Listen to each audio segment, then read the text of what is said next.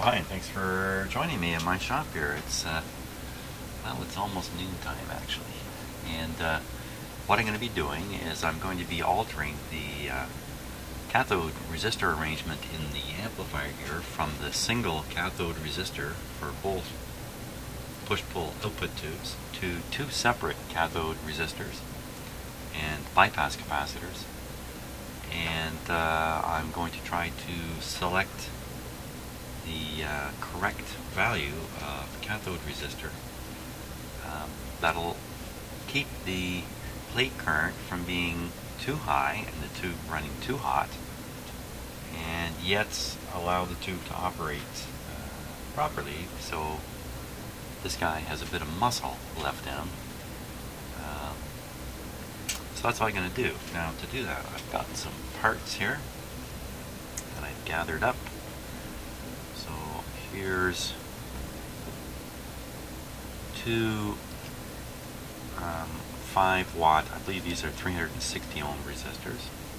And here's two 5 watt 1000 ohm resistors. And what I'm thinking is I can use these pairs of high wattage resistors in conjunction with other lower wattage resistors, either in parallel or in series, to eventually arrive at the appropriate resistance for the amp, and still not have so much power running through these resistors that they overheat. So I'm pretty sure I can get away with that. That's what I'm going to be working on. So I'm going to set this up. I'm going to start with the thousands actually. I'm going to use this breadboard here to set this up.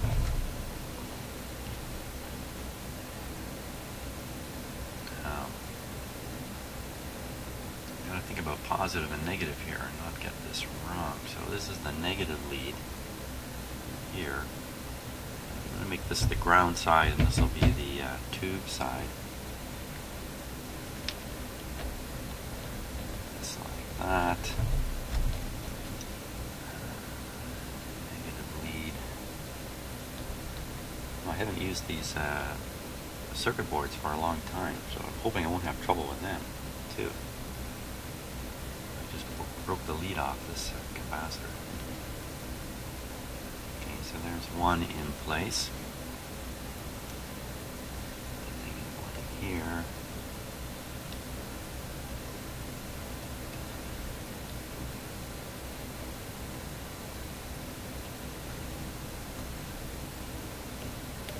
There we go.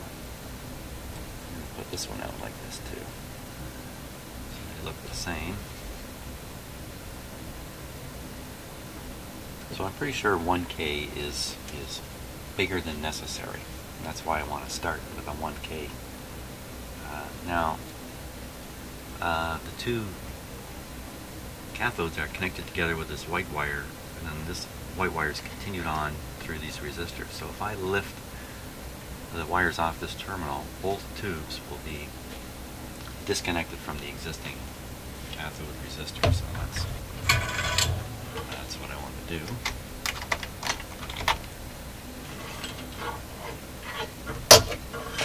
So this is a whole new world for me, adjusting cathode resistors and stuff like that. I've never done anything quite like it. And that's because most of the equipment I work on is obviously commercial equipment, and it's not designed so close to the limit like this equipment.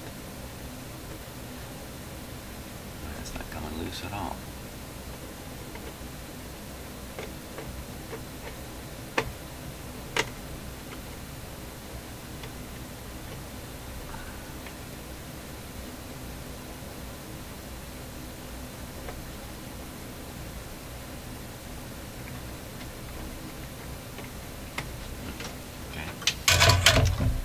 much for desoldering them.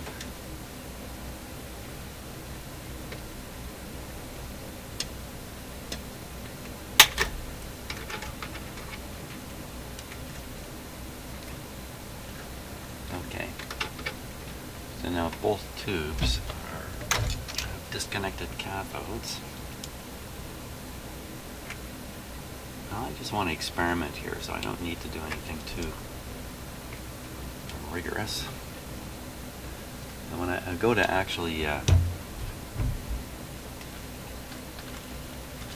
operate the amps, I'm going to set up my meters again to measure the plate currents. Both plates. I still have the plate lead lifted. You know what I'm going to do here? I'm going to get rid of this white wire completely.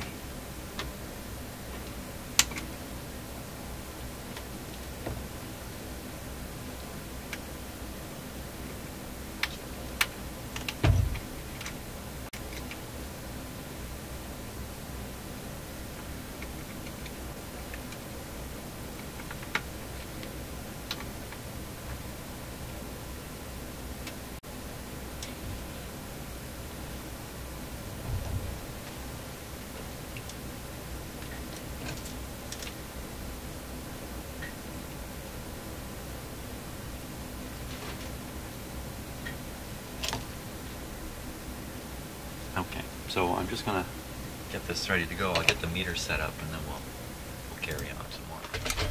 Okay, so I've got the wiring complete here, and I'll just go over it very quickly. So I've reconnected the two plate wires right to the pins because I'm able to measure the plate current, cathode current at the cathode, at the two setups I have here. So the cathode current is flowing through each of these meters, and these of course are set to milliamps to read the current. And then I have a voltmeter handy here. Here it is, right here, which I'll be able to check the cathodes for the cathode voltages, and also, if I wish, check the plates to see what the plate voltage is. Now, since I can't be 100% sure what's going to happen here, I want to be fairly cautious. I don't want to blow up the two tubes I selected as the final match tubes. That's tube 5 and tube A. Instead, I'm going to take tube 1 and 2. They're actually closer, but lower. 2500 and 2450 on the Stark, and 2200 and 2300 in the Weston. So I can take tubes 1 and 2. And there they are. I also know which one's a little bit stronger. Maybe. Oh, the Weston and the Stark don't actually agree on that. Okay, so I won't worry about it. I'll let the amp tell us which one's stronger. So I'll plug these two guys in. It's 1 on the top, 2 on the bottom. This is the top, this is the bottom, this is the top, this is the bottom. And I think we're pretty well ready to go here. And see what happens. So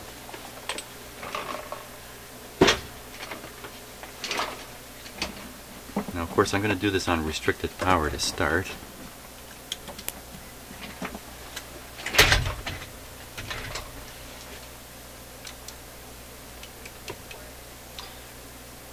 Milliamps. I'm in the milliamp setting.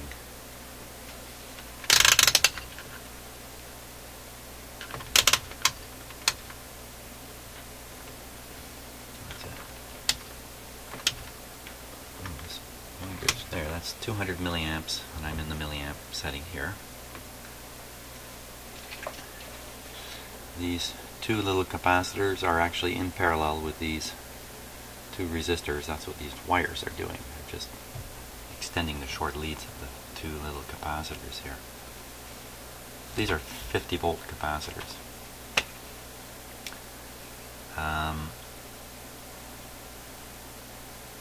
So I think I'll be able to monitor the important current here, and yeah, I think I'm ready to go.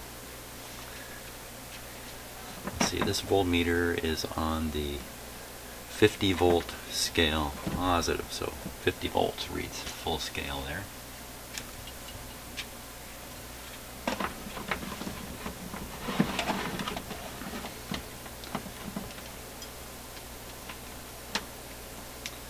Hopefully all these clip leads have made connections properly. Don't run into any funny problems after that. We're on one light bulb of restriction.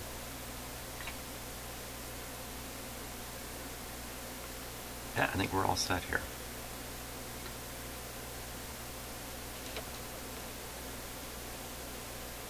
So I think I'll monitor one of these voltages here. I guess really we just need to monitor these two currents when I first turn it on. And too much would be, like if it gets up around 30 milliamps, 35 milliamps, I should start getting a little bit nervous. 50 milliamps is too much. This really depends upon the plate voltage, since it's plate dissipation that limits the tube, and I'm not measuring the plate voltage. So why don't I do that? That would be a smarter move. Don't worry about the cathode voltage right now. Let's keep an eye on the plate voltage. I'm just going to monitor one of them.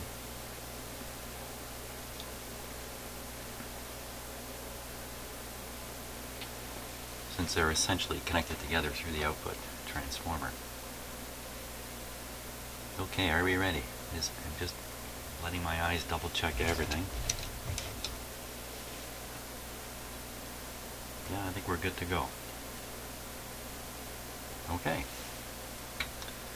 Should I do a little countdown? Nah. Here we go.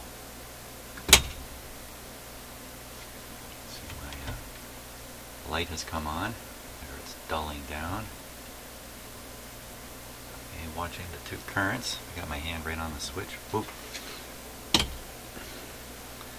350. 375. Here come the currents. Must have the meter connected backwards here. Only one current. Let's just let it continue here. That's very low. So this one's probably not reading because of a clip lead problem.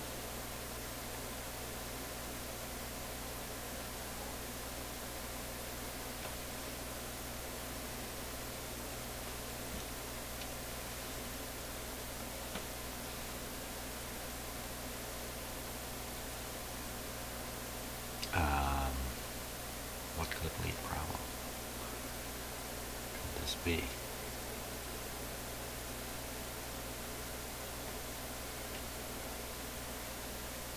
Or have I done something wrong here? Let's look at the voltage on the cathodes now. So we're running at just under 300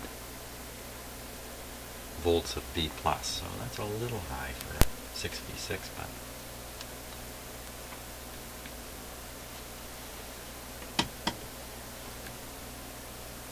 so that's on the 50 volt scale now. We're at a little over 30 volts. And this one's down around 16, so it's quite a difference here. It's obviously a plate current flowing. You wouldn't get this resistance reading.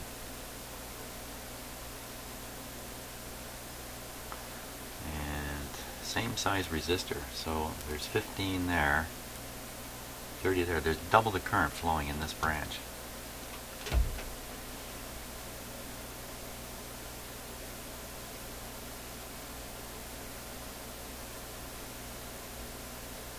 Wait a minute. This is slightly warm. This is ice cold. Okay, I see the problem. I never actually connected the cathode here. Excuse me. Okay, so let's do that. Can you dare do that with the amp operating?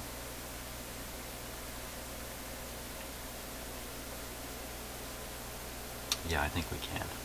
Never mind the colors of these clip leads, by the way. I just need to put, as soon as I clip this, we should see current here. 11. Interesting, eh?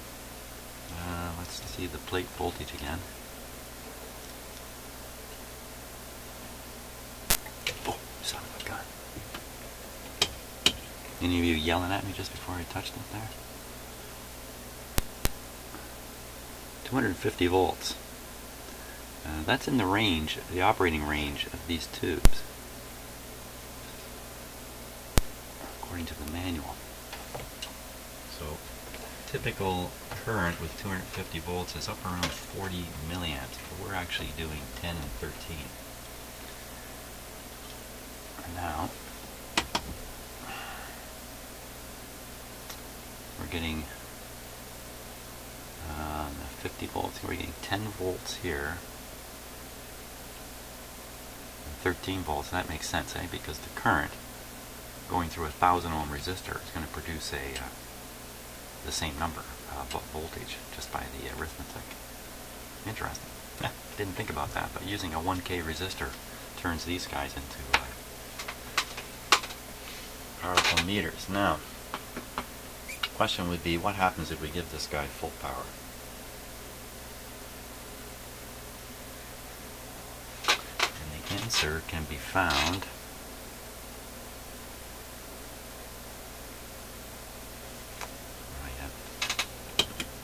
connect this up again to the plate here.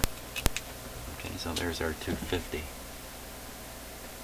And now I'm going to reduce the restriction by putting in a second parallel light bulb. And we'll see. Very concerned about how high this goes and how high these go, obviously.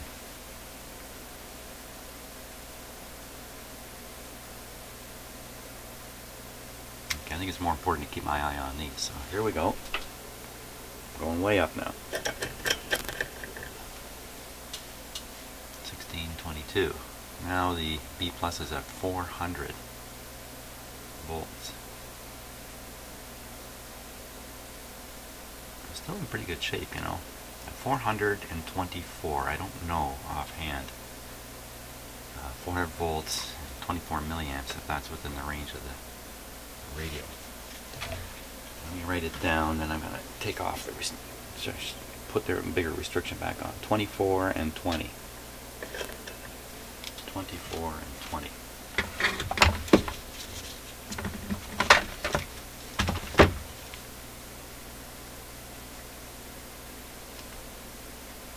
And 20 milliamps. So now I'm going to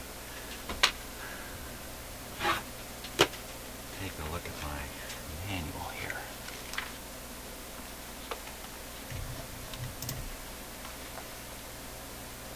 6V6.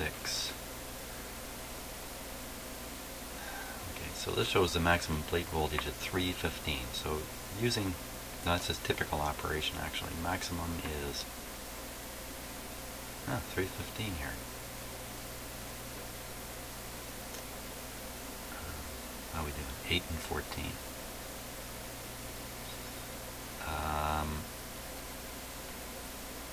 So I'm looking for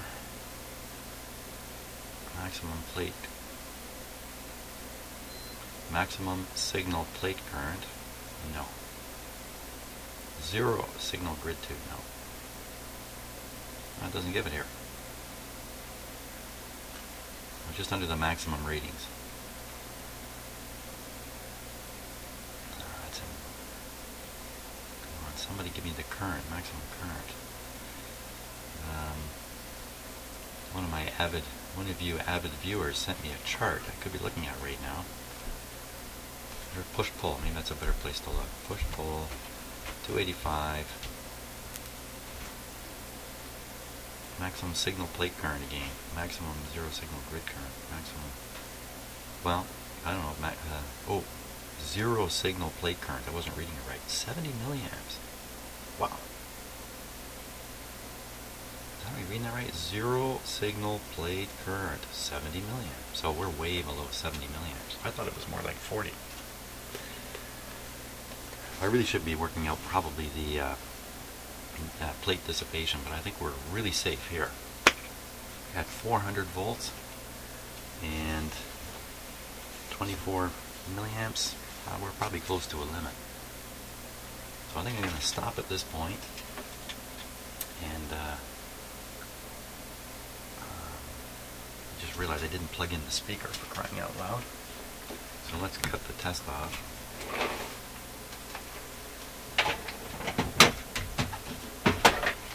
We'll connect up a speaker and an input, and we'll see what this sounds like under these operating conditions here.